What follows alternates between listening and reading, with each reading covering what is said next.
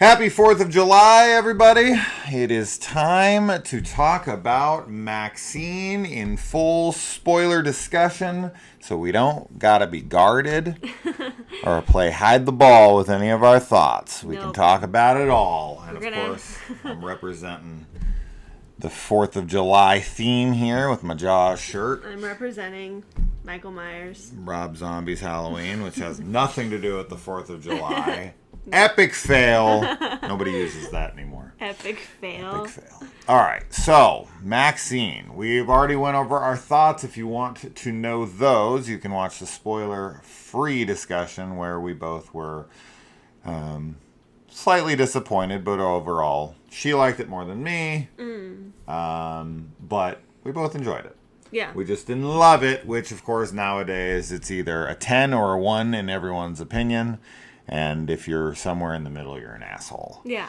So we're assholes. I'm still really high on it though. Like out of a, I think when we said from a 1 to 5, we were like it's a 4. If I was like a 1 to 10, it's like a 7.5 or an 8 probably. You know, the more I think about it, the more I don't like it. Oh, it's doing that to you. I hate when that happens. I way prefer when it's the opposite, where you don't like it as much, and then you think about it more, and you're like, oh, actually, I do like it. But it's a movie that I will enjoy when I watch it. Yeah. Right? Like, there's things here to enjoy, but I feel like overall it's a disappointment. But let's move on from that. Let's discuss spoilers here. So, the great things. I mean, I would say, okay, the scene that sticks out the most to me is my favorite scene of the movie and more of what I wanted. This kind of encapsulates a lot of what I wanted from this film in one scene. The scene where Maxine is being stalked. Yeah. She turns the gun around on the guy. She makes him suck it like a dick. Yeah. I thought she was going to stick the gun up his ass and pull the trigger. But I am so much... I'm glad that because this is exactly what I wanted. I wanted Maxine to be dangerous and for there to be inventive, nasty moments and her stomping on this guy's balls and squishing them. And then when Very she brings her foot graphically. away, there's like a dick and balls that are torn apart as she pulls away. Gnarly. That's amazing. Yeah. That scene is everything I wanted from this film. You know, and it happened fairly early-ish. It happened maybe in the first act. So I was like, all right, here we go. We're ramping up. Now from this moment on, we're going to get some really gnarly kills from the slasher villain. And there's just no gnarly kills from the slasher villain. The only thing that we get from him at all that's even memorable is when he slices through the guy's face and his eye. And that's it's not even that great. I really like this isn't a kill, but I like when she goes to confront her father and the other actress from The Puritan is in a briefcase or whatever, or a luggage case. Yeah. I liked that a lot. But what you were saying too about the ball stomping scene, that definitely was what I was expecting a lot of in this. And but it's very fitting that that's the most graphic and brutal scene because she's moving from being this porn icon to trying to now transition into films. And even though we had kind of talked about in our spoiler-free discussion, she's not I definitely don't get the impression that she doesn't want anything to do with the porn industry. She's not trying to run from it or anything. She views sex as power and she knows she has that power over people. And even throughout the film, every random male character is oh yeah, you're Maxine Minx. They recognize her from the porn that she's done. But she never acts she maybe acts a little irritated, but not that irritated at all. So I just think she's just used to it. But I do think it's kind of fitting that she's crushing this guy's balls and we see a mutilated male genitalia, considering that she was a porn star. So I liked that. But yeah, I think the kills are very underwhelming for sure. I don't have anything against the satanic panic angle that they were going for, because I think it's obviously fits the times and everything. But I definitely thought they were going to be more creative. But again, like, a lot of the characters, and even Maxine to an extent, are they're the caricatures that we were talking about in our spoiler-free discussion. So it's like having these really kind of basic satanic panic type kills where there's a pentagram carved into them, and it's the ladies of the night that are being killed or whatever, and then the horror film star. Like, it just feels very typical. And I'm not saying that in a bad way either. I do think that's intentional. I just I did get a bit disappointed with the kills because I wanted to see more. We also get Maxine's, when she kills the PI that's after her, and she crushes him in the... I don't see anything. We just see blood. Yeah. Right, it'd have been great. But that, I mean, that's like another time when she's very ruthless, right? Like, we just are shown that she is willing to do anything. Yeah. But I definitely... Not to talk too much, but one of the things I wanted to get your thoughts on is how I thought it was interesting. So Maxine is very ruthless. She's very cutthroat, but she kind of, I think in this movie, we see her grapple with, maybe I should help people. You know, obviously when the lady detective is like, we can help, like, stop the next one, and she's like, they should save themselves like I did. Yeah. But we definitely see her, you know, because she sees her friends get killed and stuff, and she does have these moments where she's, like, struggling with morality, and ultimately I don't think it amounts to anything. I think she's still kind of out for herself in the end, but I just was curious what you thought about all that. Yeah, I mean, I think Maxine cares most about her getting what she wants, right? Yeah. She's a very selfish person. You know, she's not a terrible person. Like, that's not the way that she's presented in X, right? She seems to be into the dude she's dating. She seems to, like, care about the others when they're in peril. Right, like Jenna Ortega's character, when she's there, and, you know, even though she is like, I hate you, and I hate, you know, you guys are the worst thing that ever happened to me. She's mad at her, but Maxine seems like she would totally save every one of them if she could have. Yeah. And Maxine doesn't come off to me as like, if she had the chance to save people, she wouldn't. She would. So it's not like she's completely morally bankrupt or anything. It's just that at the end of the day, she cares about herself most. Yeah. Right? It doesn't mean she doesn't care about anyone else. It's just that she prioritizes herself over anyone else. Mm-hmm. And I think that's retained here. Mm-hmm. That she has, you know, a conscience, but that conscience can easily be squashed if she feels like she's ultimately getting what she wants. Yeah, definitely. I think you're right. I think she, like, if somebody was in front of her that she could save, like, she would. But when she's being asked to kind of go out of her way and almost work against herself to an extent, she's like, no, I'm not going to do that. Even though people that I care for have died. And one of the things that we sort of talked about in our spoiler-free discussion, so her friends in this, like the people that are in her life, we don't get a lot of time with them. The most time we get is probably with the guy that owns the VHS store. Yeah. And they definitely have a connection, you know, like, I don't think they're romantic. I think he's gay, but I don't know if he's gay tell, or not. But they he's like, I'm the only one not trying to fuck you, which is what she liked. Yeah, but he's either gay or he's like asexual or whatever. They have a very platonic relationship, and she definitely reacts the most to seeing him killed. But I think, you know, from X, because it's a smaller scale story, like we're with all of them, we really get a sense for everybody's personality and Maxine's relationship with everybody. And in this, it feels like there's so many more people, which again isn't really a bad thing. It's just I think if anything, it puts us really on Maxine's side, because we're like, we know Maxine the most, like we're following her story, and these other people are kind of ancillary to it to an extent. But they're ancillary in a bad way for me, right? So we are introduced to Halsey's character. We're introduced to the other porn star, the only one who, you know, she's doing the sex scene, and she comes in and she's like, I have a date in, you know, the hills or whatever. And it just ultimately doesn't really go anywhere, because Maxine doesn't really seem to care all that much when she finds out that they're dead. She's kind of just like, something happened to them.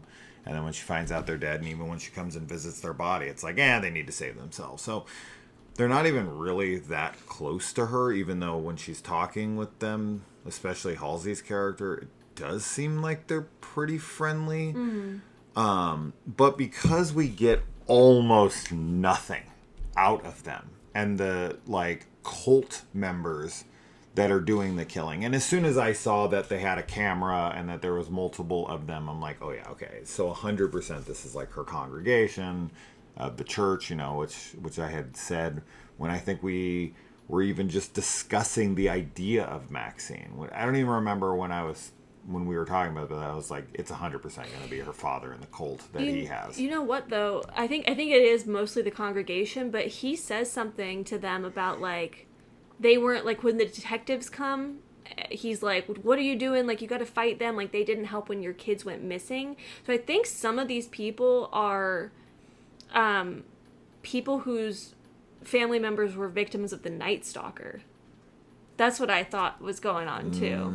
Maybe not. Maybe I misunderstood like the context there, but that was the impression I got, that at least some of those people were not part of the congregation. I took it as like they fled from their cult and the cops wouldn't help like return their kids, and it's like Maxine, where it's like, I just fucking left. Oh, maybe it's that. You know, and it's like these, you know, the kids are our property and they didn't return them to us. Yeah, maybe right? it's that. Because it would be way too coincidental that he's able to gather up the Night Stalker victims' parents in such a short amount of time, brainwash them into a place of like... Yeah, I think you're probably right. That makes more sense. No, they came with them from, like, whatever, from Texas. But anyway, yeah, as far as like, oh God, there's so many aspects of this movie. So, as far as like the whole father thing goes, okay, I'd like to talk about Pearl really quick. So Pearl kind of haunts her, and one of the main issues I think I have with how all of this plays out is how relevant Pearl seems to be to the story in the first two, and how big of a deal they make her by making her have a prequel and focusing so much attention and really lingering on this last line canonically of like, you're going to end up just like me, right? Which is like washed up, which now granted, Ty West has said that he's interested in making at least another film in this franchise.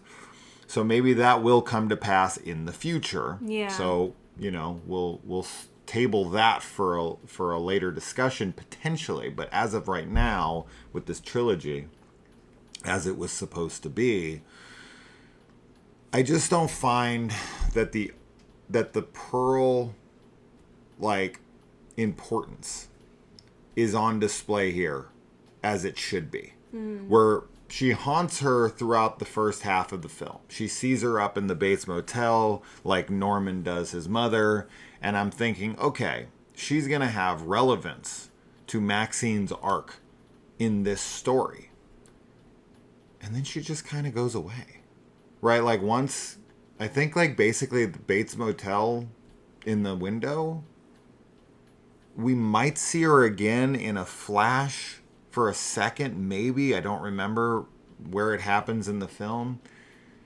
But it doesn't linger like it should. I thought that like when Kevin Bacon's character comes in to the Bates Motel, we were going to see Maxine killing him. And in her mind, she was going to be seeing herself as Pearl. And it was going to be this homage to Psycho where Norman kills as Norma, right? And we were going to see this kind of like, you know, where the proclamation at the end of X is coming to fruition. That the prophecy has come true, where she's like ending up like her, where she's the killer like Pearl, because it's like, I'll do anything to be a star. Yeah. And it's why, while technically she is, what Maxine knows about Pearl is not much. Yeah. We saw the prequel. We know Pearl wanted to be a star like Maxine. Yeah. She doesn't know any of that stuff. All she knows about Pearl is that she is like got into bed with her while she was naked, felt up on her, right? There's a little bit of this and that. Maybe she looked into Pearl after she died. Maybe, but we don't know. That would have been cool had she like investigated that. But like, I don't know. I feel like the Pearl stuff ultimately doesn't go anywhere. And to me, that's a huge missed opportunity, because why set up all the Pearl stuff? Why give a prequel? Why have this like, this line of like, you're going to end up just like me, where she ends up nothing like her in the end. And in fact, that's probably my biggest issue with this film, is like the ending where she has the fantasy, right? Yeah. Where she gets in her head about the thing she wants most, which is to be a star and to have this, Puritan be a big success. And she's like, she's giving it all away because she can't let her father win, right? And so I knew in that moment, it's all in her head, right? And she's going to blow all of her dreams, everything she worked for, everything she wants, because the cops are like, put down the gun. It's over, Maxine. Like, they know her name. It's like they're there for her specifically, because the cops called in backup. They probably said, like, Maxine's in on it, whatever. And then she blows her father's head off. And I'm like, okay, she sacrificed everything. She is Pearl. Yeah. Right? Now she's going to prison. Now she's a murderer. Now she's not going to be a star. But then they completely wash that away and then just give her exactly what she envisioned anyway. And it feels like the ending, all the like setup and all of everything kind of culminates. And then they just do away with it. And they're like, nah, Maxine gets what she wants anyway. And we're going to give her the Puritan. It's going to go through. She's a star. And it's like, why have her dream about it? Then do this thing that makes her not able to get that thing. It's that choice. That choice she has to make. But then to give it to her anyway, it makes no sense to me. Yeah, I definitely was a little I don't like the ending as well because of kind of what you just said. Even more than her maybe sacrificing like her dreams, I thought that it was gonna go more of an angle of like she's still infamous and like any fame is good fame to her. But at the same time, like Maxine is also she's a bit materialistic. Like she wants nice things, like she's not just like, it's not just about the fame, but I think that is a large part of it. But she does also want like the nice lifestyle, good life as well. Yeah.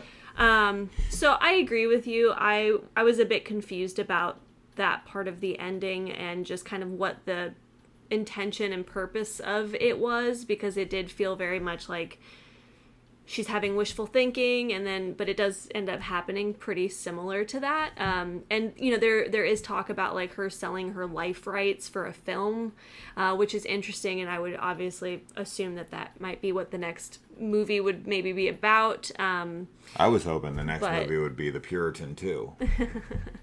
We would actually see that film. That would be within cool. The film. Yeah. So, and then as far as all the Pearl stuff goes, I definitely understand what you're saying. It maybe didn't bother me as much as it did you, but I kind of, it's like there's Pearl before Maxine, X, where they cross paths, and now with Maxine's story, she's haunted by Pearl, but she's kind of moving past her into her own like thing that's going on. So that's the way I looked at it, but I think ultimately Pearl, like her being haunted by what happened is just that, like she is having a hard time leaving the past behind her. And I think like the culmination of the film is really like she was able to take her past and make it work for her to get her what she wanted. She's able to, I mean, like I am definitely confused as to like if she kills her father. Yeah. How is she not facing criminal charges or something? Because the helicopter's right above her. Unless she doesn't kill him and just like shoots him, but he's already wounded. So I don't think that's the case. I was trying to remember if anybody said that she killed him. I think that it's just like you helped catch. Babe, are you serious? What? Oh yeah, we saw. She blows we saw his head up. Oh, I'm sorry. I was like, what are you talking about? I forgot that we saw his head explode. That was that's like the only other good death. kill in the fucking movie. I'm so sorry. No, I that's totally okay. was misremembering that. For some reason, I thought it was like a cutaway.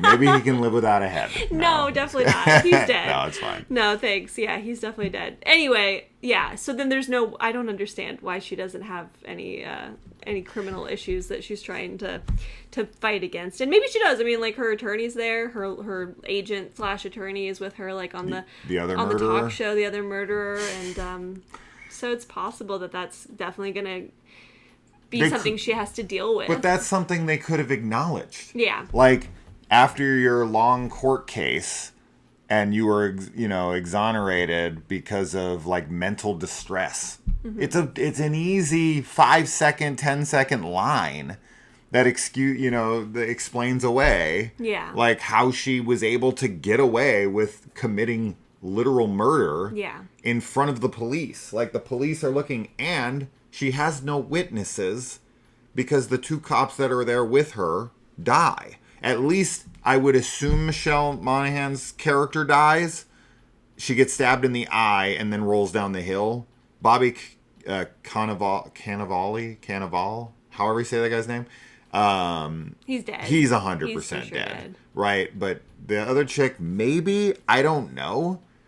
So that's where I'm like, I don't understand how you got out of this. Putting all of that aside, because there's a lot of things like that. Like, if I go off of logic, and this is supposed to be a slasher, right? Which, God, it feels so bad as a slasher. That's what pisses me off the most. If they had really given us some really kick-ass slashing, like if we could have saw Halsey's, the blonde porno chicks, like at least those two's deaths, and like their stalking and their slashing, and the kills could have been memorable, as opposed to just like showing a tidbit of like her on camera and them kind of messing with her and showing one of those guys that was one of the protesters. Yeah.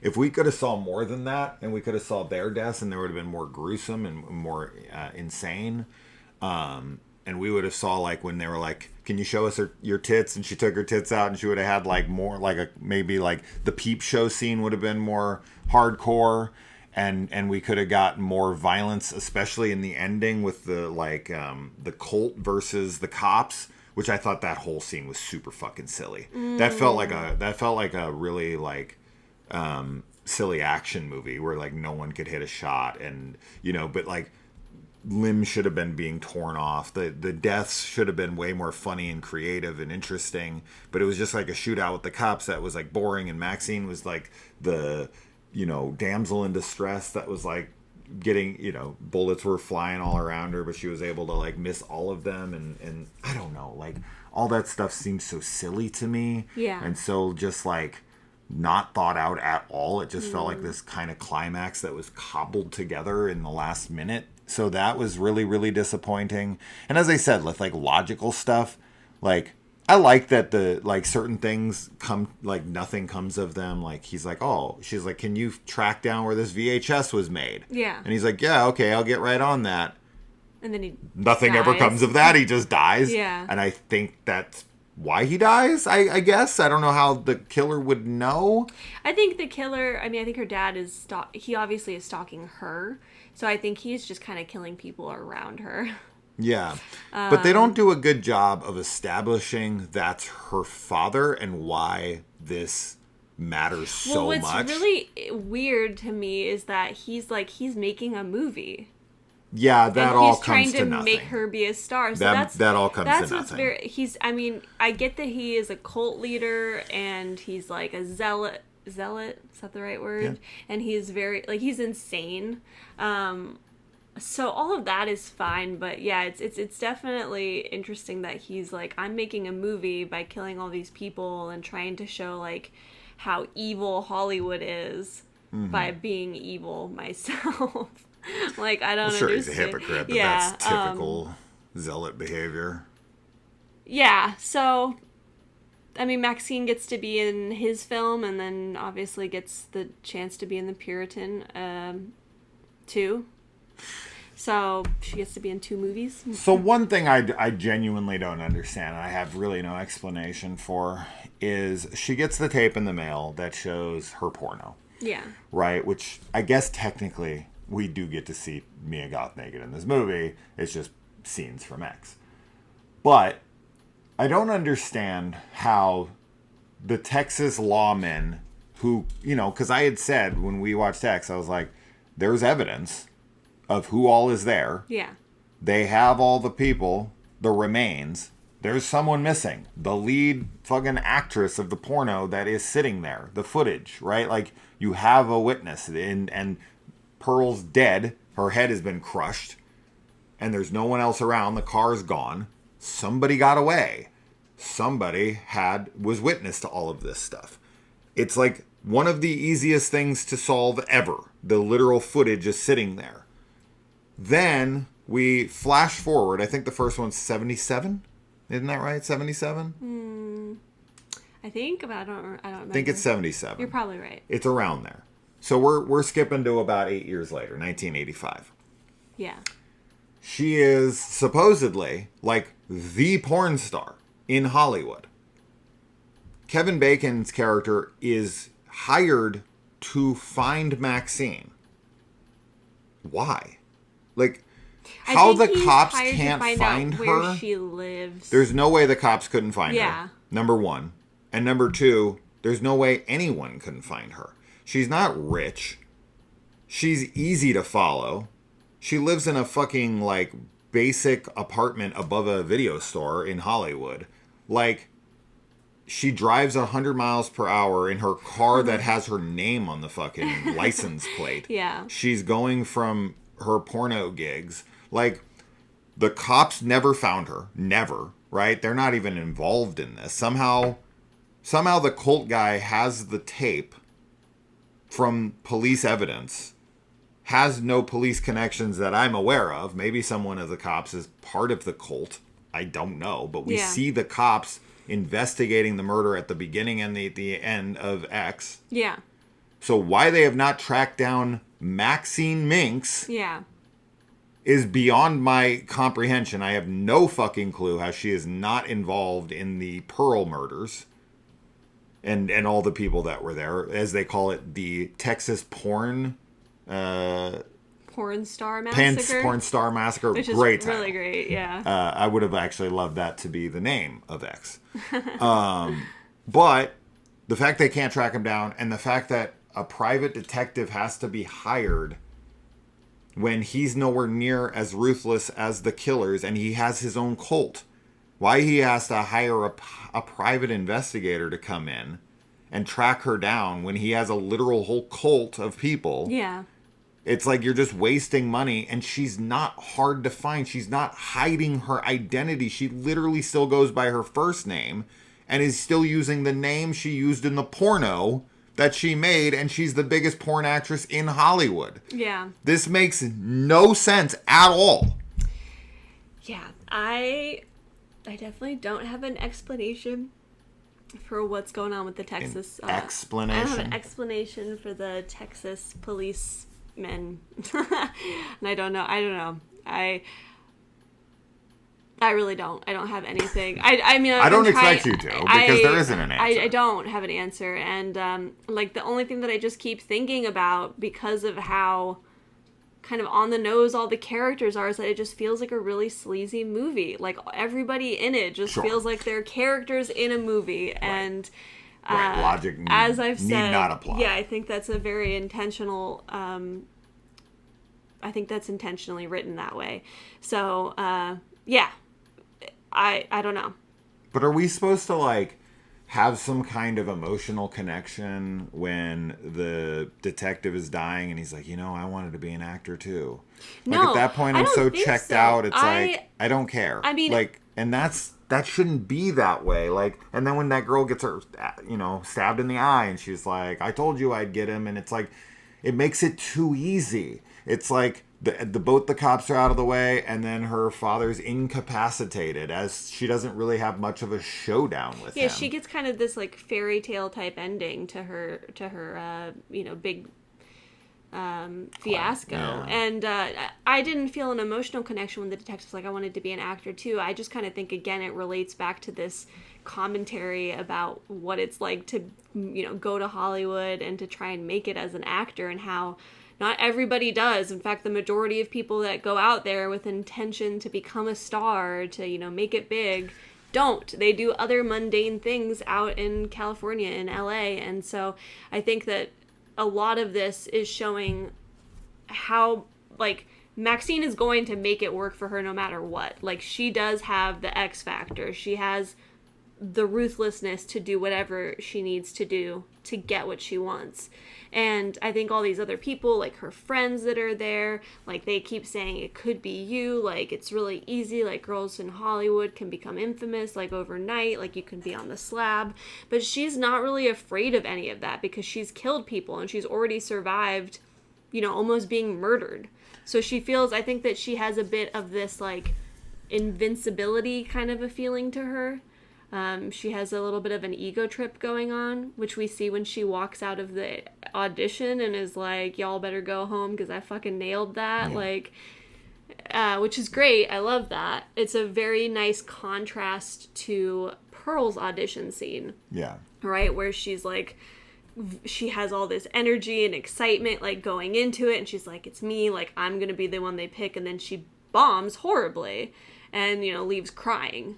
So I liked that contrast between the two of them. I'm a star. Yeah. It's heartbreaking. Like, Pearl is, like, a really tragic character, obviously, and Maxine is, like, has none of that. She's like, I'm not a victim anymore. I'm the perpetrator. Like, I'm the one that's going to hurt people before they can hurt me. Here's a better ending for me. And I think this would have worked for everything that they were trying to do here. I think, and I would have also attached, like, more Pearl haunting and her, like, kind of going in and out of being Pearl in her mind, like Norman and Norma. I would have liked that, and she would have, like, trying to, she would be trying to, like, push that down inside of herself. But what I would have enjoyed with her father being the killer, which was so obvious from the ending of X that was going to be the case here. But he wants to make his film, right? And he wants to show the world, he wants to expose everything.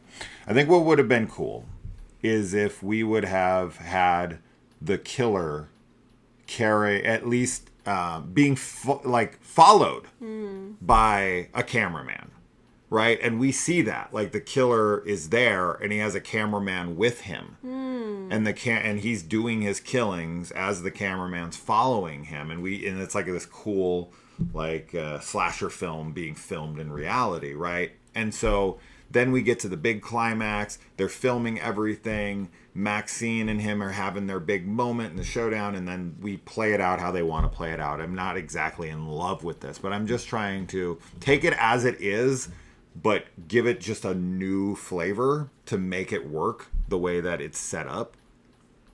So she ultimately defeats him, kills him. We get that line where they're like, we let you go because of, momentary insanity or whatever. That's an easy line to throw in there to fix that issue.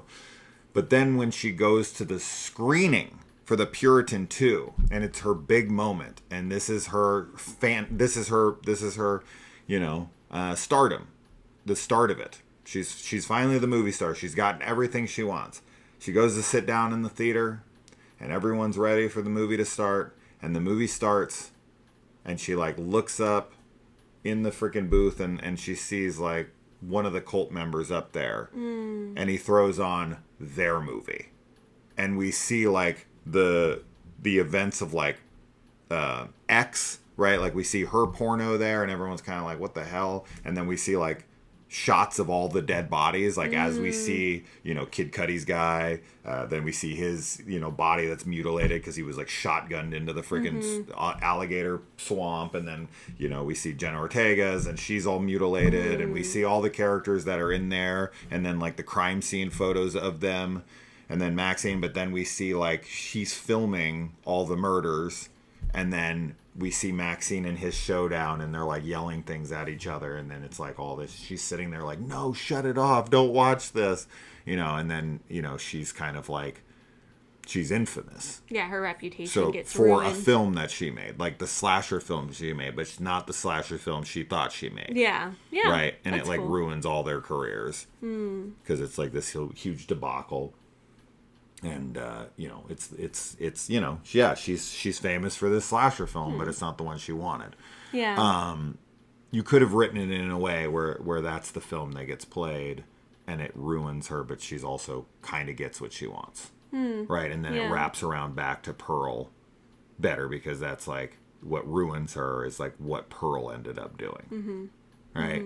And she ends up like Pearl because of Pearl. Yeah. You know what I'm saying? Yeah, that's interesting. Yeah, I think that's... I mean, I literally just thought of that right now as we Yeah. were talking, but I think that makes more sense as an ending.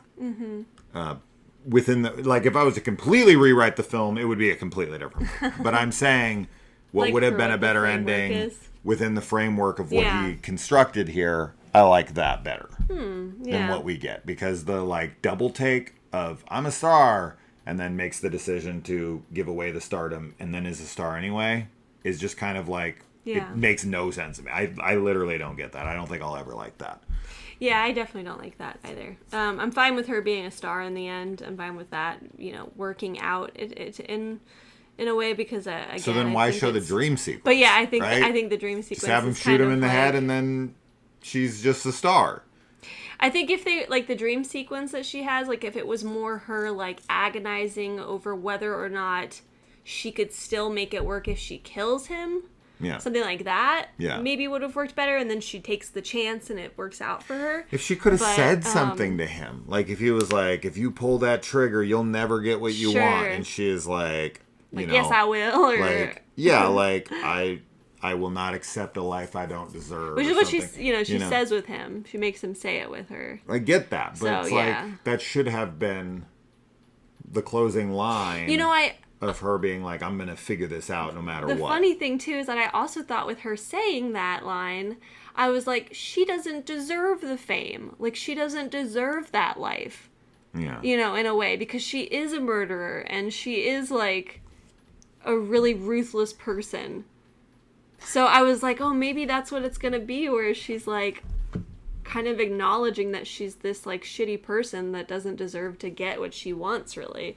But that's not what happens. Can we all admit, though, and can we all acknowledge that really, realistically, all that happens here in the end, and this is what's really funny about this movie, they make it seem like a sequel to some, like, cult classic slasher film is some big deal where a pretentious ass bitchy director who wants to like have this artistic vision or some bullshit is going to be some big blockbuster success. Like realistically, this is like fucking The Exorcist 2 or something. This is not gonna be a big deal. Well, what's funny too about it is like Maxine is not a star they at were the end of talking this. about like when she goes into the VHS store and she's like, name like Yeah. horror movie Yeah. actors or actresses that got their start in horror movies. It's actors, but yeah, because he says John Travolta. Yeah. I guess I was kind of like, this is 1985. Like, was there actually a lot of people that got their start in horror movies? Like, because I know obviously there's horror movies before the 80s and stuff, but like when I think about like the slashers and stuff, like I think of like, the late 70s and then the 80s, and then like after that, then people start getting roles. So I was kind of like, I guess what I was wondering, I don't know if you would consider Jamie Lee Curtis in 1985 a big actress, like a huge star. Yeah. She was still like, she got herself out of horror movies maybe in like 1982, 83, and then I don't know what her first big role would be. Like, oh man, I'd have to think about that. But was she a big star? Maybe. Well, maybe. what's Travolta funny, made Saturday too- Night Live for sure. Go on, sorry. No, I just was gonna say Saturday Night so Live, like Saturday Night Fever. Saturday sorry. Night Live. Is that I feel like a lot of the movies of the 80s, like I feel like especially horror movies, did not have the kind of, we have highbrow horror nowadays, but I feel like even the great horror movies from the 80s, I think that and this is still to an extent true today, but there was like a kind of like a looking down that people did on horror movies. Obviously, like a lot of actors Sure. like that were in horror movies. Especially during the like, satanic panic where like half the yeah. country is like, these shits should Yeah. be banned. So, and there is a parallel between actors getting their start in horror movies and then moving on to more refined Sure. things, as well as a porn star Right. getting her start Right. in cinema, in the porn genre, which is totally a genre of film that's like very important to like film history, and trying to move on to other things, and like the, you know, how both of those genres are like highly stigmatized. I obviously there's a link between those two things, which is interesting. But I was definitely like, she's so excited about the horror movie, but I guess it is like, you know, she's moving. Yeah, it's a springboard from porn. Now she's doing horror, and then like her goal is to do other things too. But I thought that was kind of funny because it's a sequel to a slasher horror movie. That would be like, I don't know. I think it's funny more than anything. Yeah. The way they play it, it seems like, because they're doing like a nod to Pearl at the end, Yeah. where she's wearing the, you know, the 50s hair, and they say they're gonna shoot it in Technicolor or whatever. So it's like, that's obviously like she became Pearl in the end, technically, because of like that scene with the movie and all that. But yeah, realistically, it is kind of funny more than anything. It's almost a wink to anyone who understands that. Like, she's not a fucking star. She literally, this is like when Tracy Lords, you know, went over to make like John Waters movies, right? And even though I fucking love Tracy Lords in like Crybaby and Excision and other things, like I love Tracy Lords as an actress. I think she's very talented. Or like when Sasha Grey came over and made Would You Rather? I think was the name of the movie that she made, and other horror movies. But, you know, people who do porn coming over to horror, no one's ever made that transition and gotten away from porn. That to my knowledge, that's never happened. I mean, the closest I can think of is like Sylvester Stallone made like a softcore porn, which they retitled like Italian Stallion after the success of Rocky. And he was able to have the huge career that he was. But he wasn't doing, like, hardcore porn and was famous for it. And there's also, like, probably a big difference between a man and a woman. Male and female which is really actors. fucking lame. Yeah. But yeah, I the only people I know of that have made that, like, transition from porn to movies that I'm aware of is Sasha Grey and Tracy Lords. There might be a couple other names but I'm talking like names that people know. Right. Because that's what Maxine is like a recognizable. And they're in movies that people have actually heard of, right? Oh, Some sure. people Yeah. within the horror community. Yeah. But they have never went on to become, you know, freaking some big named actress, right? It's definitely so messed up that's like a barrier for people. Like but how many you know, porn actresses actually have like real legit, I don't know, like talent as an actress? I don't know.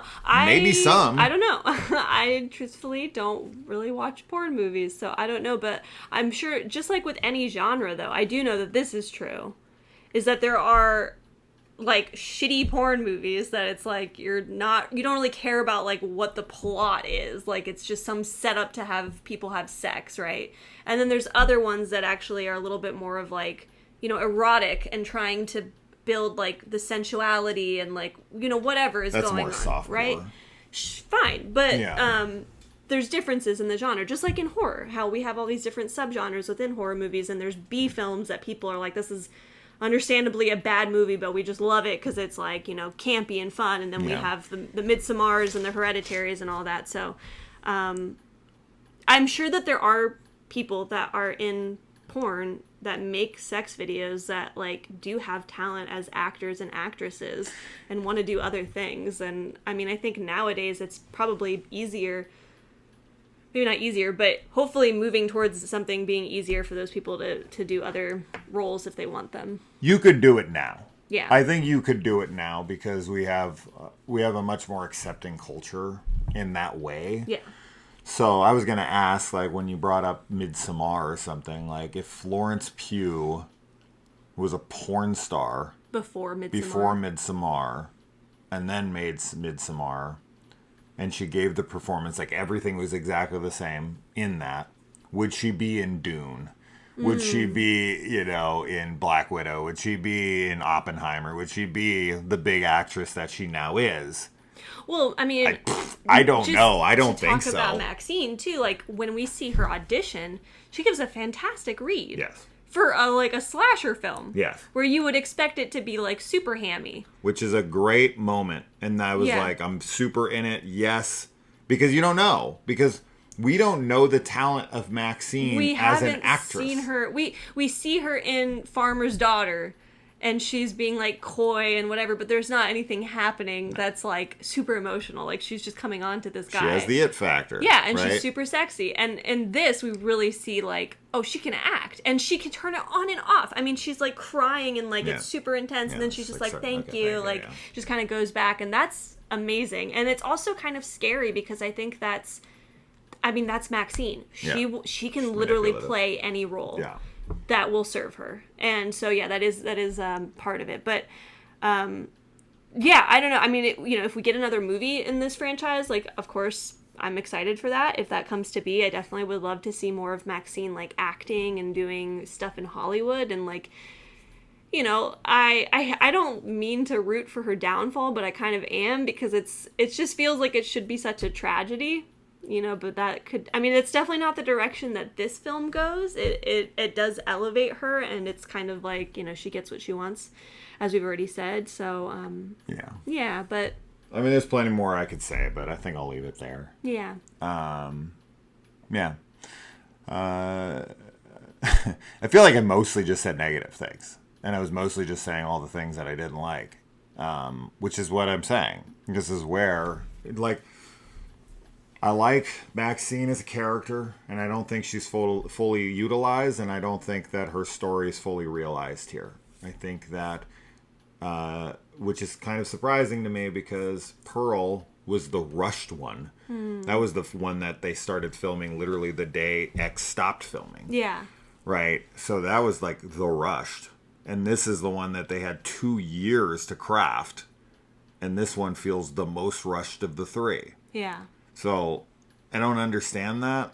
I'm sure we'll have people disagreeing with a lot of what we say. But it's our opinion, and my opinion, and your opinion. And that's that. I mean, I definitely did not hate this movie at all. I really enjoyed it. And there's a lot that I really loved about it. I know we've already talked for a bit, but, like, one of the big things is definitely, like, the aesthetic and just, like, the way everything is shot. The cinematography is great. The music is really awesome. I love the feel. I love that it feels very authentically 80s in a lot of ways. Well, if you love this, then I need to show you De Palma movies. Yeah. Because that's 100% what he's trying to emulate the most here. With the style that's being used, the way that the killer is being framed, this is very dressed to kill. That's his biggest inspiration here. I just don't like... because that's like De Palma basically made like a hybrid... giallo slasher. That's like what De Palma would do. Well, and he took a lot of inspiration like from Italian cinema. Yeah.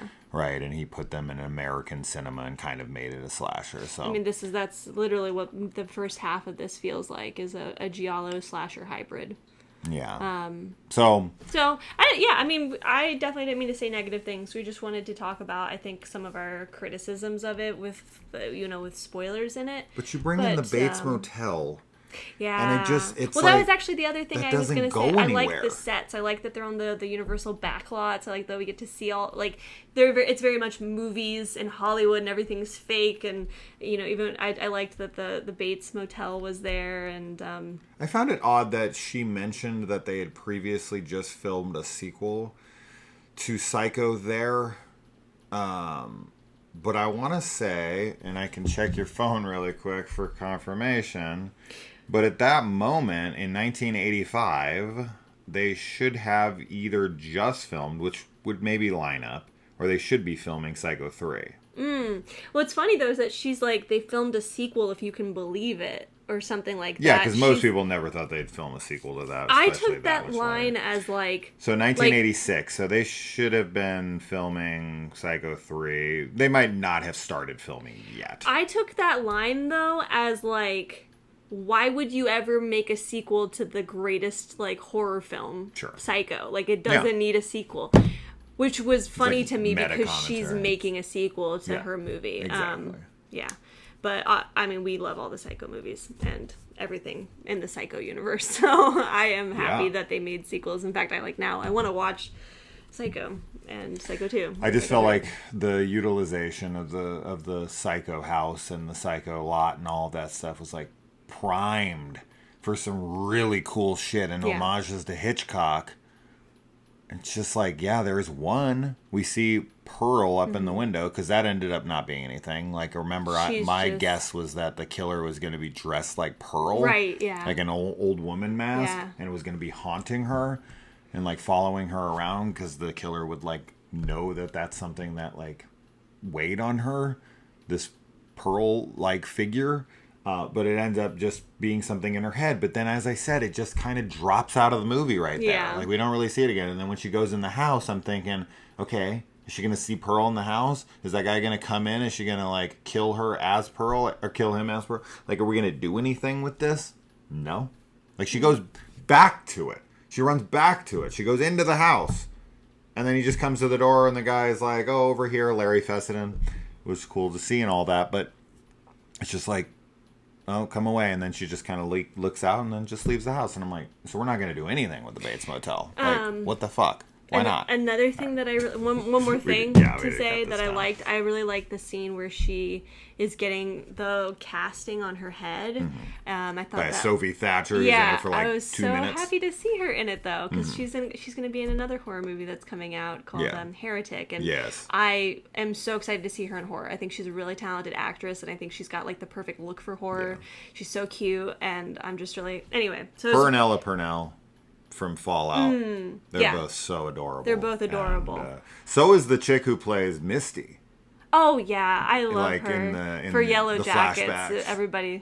Anybody wondering? But I didn't say Yellow Jackets. Sorry. Yeah. I mean Fallout and other things, you know. But yeah, Yellow Jackets. But yeah, I like that scene a lot. I thought that it looked really scary, like having it on her face and just like knowing, like, I was thinking of me, like, I don't think I could sit there for a casting. I think I would freak out as well. I thought she was gonna ultimately pull the cast off, and she was gonna look like Pearl. That would have been crazy. Yeah, you know what I mean? Yeah, but she just kind of, or that it was gonna like start to melt to her face, and it was gonna make her start to look like Pearl because it's like wrinkly and falling apart. Sure, that would have been just cool. Like no calls to Pearl. I still like that scene. So I think it's cool really things tense you could have scene. done, and it just. Yeah, we're gonna rewatch it at some point.